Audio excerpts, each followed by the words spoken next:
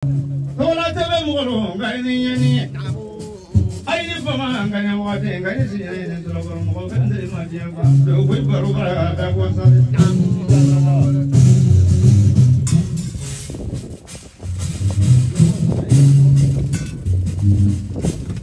Abu Bakari. Mani ko kuna na le jula ron kate kuna na ko ne sa ya bango be mala bro sa be mo pa te ko ba na. To ko ka ya ta me be me.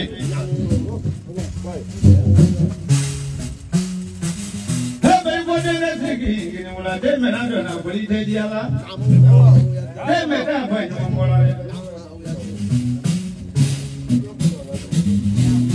Nebole doni do ko be o ya bole ma bo bana ko ma gala bolo do ko i ba ro rasuma do ne mama ga to ni ma bona ka ga mo be kai ma be ka ga mo be kai ma be to e ja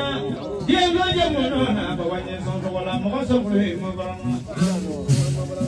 Ule mwada fana ke kwenye wanenga tamana kwa fana sura adama kwenye kuna wali je kumula inishu. Serebe ne serebe tekele ne serebe mana serebe tato kamo bili pe polo na kimu. Tutu ya tutu ya inishu la bolu. Yemela mukula bili ne mama. Mukula tebe mukula na dekane rogwe ya. Kai ke ta mungu ke be kai be na mungu mambu ko ba te gara ka shia mo ne bingra de ne ke ji manga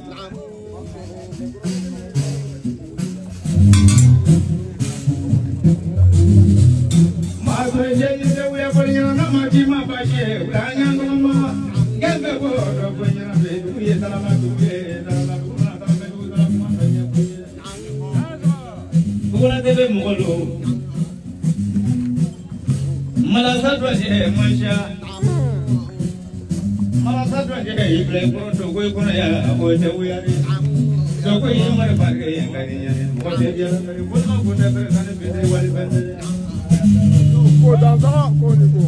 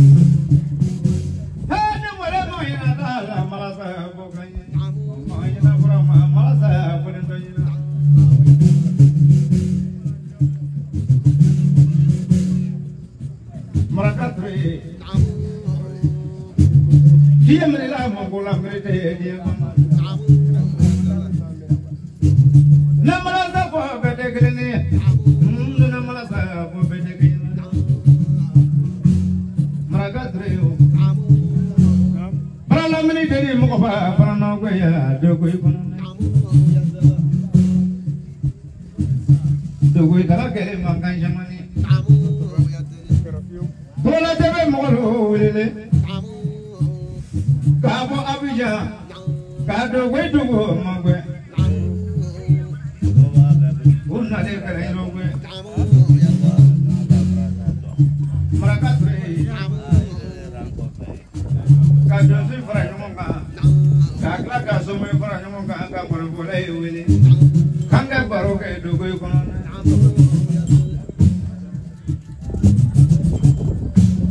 lo somo do media ita blado zo kororo ne kele minya malasa de bola benyana malasa bole jonyana je ko janyana bele do jamo mulo de la manyo je mana mulo de la ya bana ko malasa ko ne bulu mango jelo mana bane fa je mana jelo mana bane bulu malasa bole jonyana Brahma wale nyana lobe, baranga ya Brahma wale nyana. Brahma wale nga mugula telela kona muno, jamana mugula telela. Awali la ne malasari yara, mango jelo manaba, jamana jelo manaba mwayo. Malasa wale jonyana, malasa wale babe manyana. Babe mana mugula telela kena kokono, jamana mugula telela. Babe malale malasa.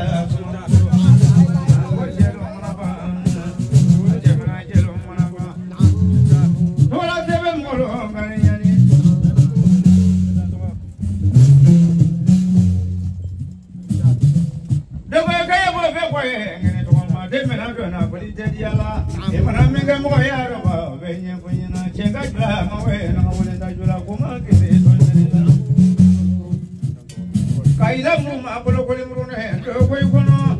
murila muma kan kene murune ne kaila muso ko brema molo nga brenu mandere do ko brema ne bona la kolumna bali kona tele ke bali ko kone la de afaina bali ko kone nyomo he do wala sengo to la dia na ba sengo jaju ma buyana Abu bakulinda buya kulinda neka kunyina baroke kuma fanano ngode meta fa nyoma mola kala nende kala mo nyoma mola de ode wuyari o bungonde feli ko ko na mo nya chama nganye bono wari kana se bono wari ako ngani ko seru ngona mo ila ngwane ko bono wari de mesare ka beni feli ko ko na sale ngone ko seru nyumuri de doni ha ko do e ke sabari Nina bele ko ko nyomo nina da bele fara nyomo ko nyelo na ko la debe mo yi wele ka dai fara nyomo ka kuma ye dozo ya fara no dozo ya ko kuma fara kono ka kuma ye suma ya ka de o de wu ya di ai la fara bola ne fara mo le ana na le ko do ko nyana Kai ka mungu ke be ngai be na mungu mo konye Kai ka dudu ye ka ba ai kai ka ba ko ni mana ye ka ai ka mo to ka mo be no ngai ka ya na ye ka